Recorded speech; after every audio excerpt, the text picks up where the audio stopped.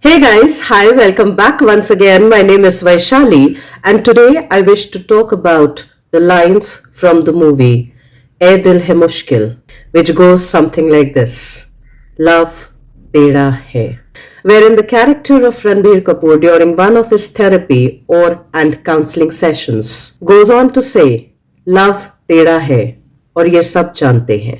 और जब सब कुछ बिखर जाता है, when everything falls apart, उस टेढ़े लव में भी कुछ लोग अपना घर बना लेते हैं.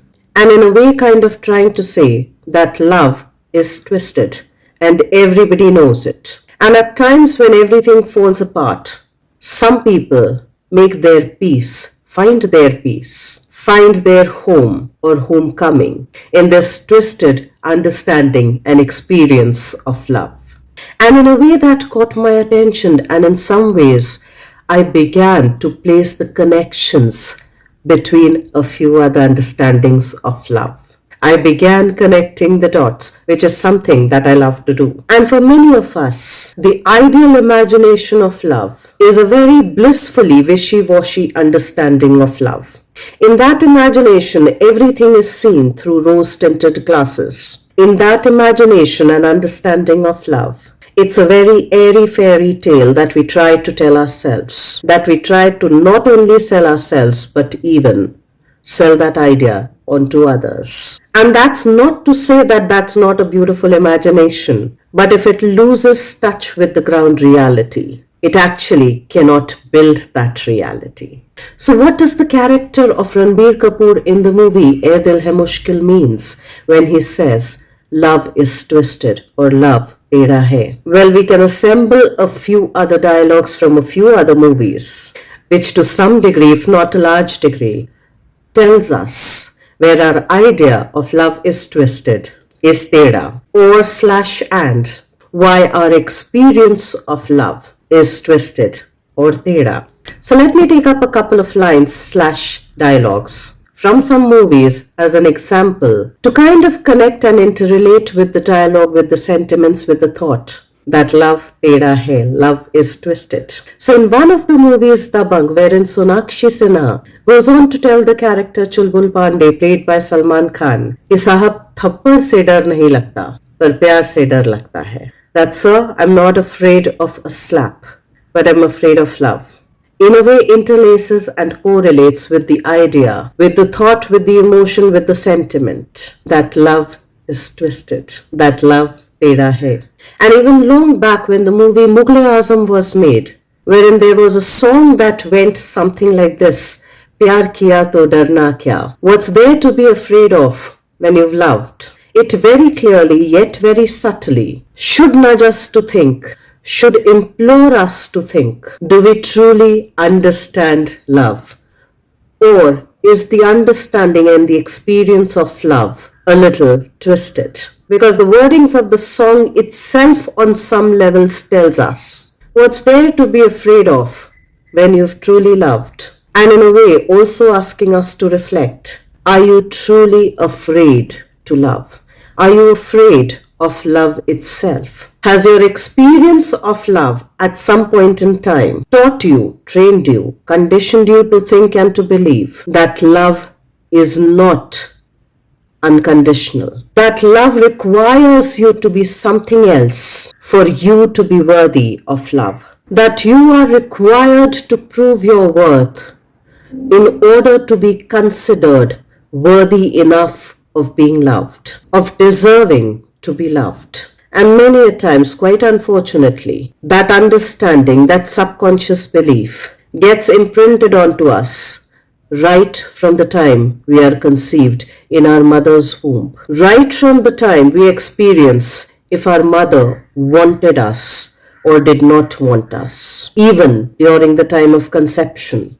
Right from the time when our mother and even our father or our entire family wanted us but were even stressed about having us. Stressed with regards to taking care of another member who will be completely helpless and hapless and will need to be attended to 24/7 round the clock. Did our experiences tell us that we could not be unconditionally loved? If at times we did not do as we were expected to do, we did not show up as we were expected to show up, we did not perform as we were expected to perform, we did not oblige and comply by the family situations, by the family beliefs, by the family system, and only when we did comply to all of those requirements were we considered worthy of deserving any kind of love and affection. Were we required to be very passive, very docile, very submissive in order to be considered worthy of any kind of attention, which invariably as kids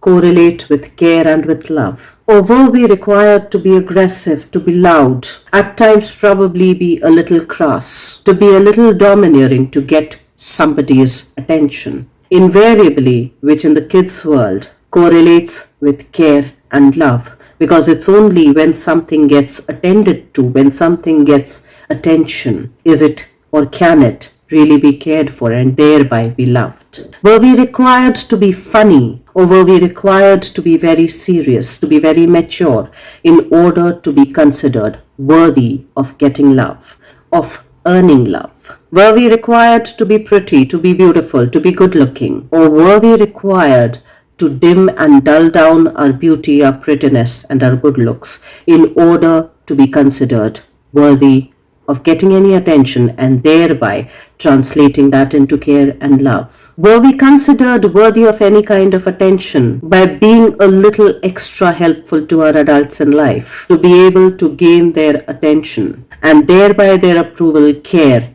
and love? Or were we required to be a rebel in order to be heard and thereby get their attention, correlating it with care and love? Were we required to be a good student, to get good grades, in order to be considered worthy or deserving of love? And in some ways correlating that with being smart and intelligent, and only then you get somebody's attention, affection, care, and love? Or were you required to dim down your wits, to dim down your intelligence, to somewhere not threaten and challenge your parents' intelligence and smartness and their knowledge in order to be considered worthy of attention and thereby affection, care, and love? Were you required to work, to do stuff in any manner possible, to earn the attention and thereby correlating that with affection, care, and love of your parents and of your caregivers? And then probably bringing it to today's reality, to be able to see, to be able to understand, objectively understand. Are we in some ways or the other still trying to do the same? Maybe a little differently than we did as kids,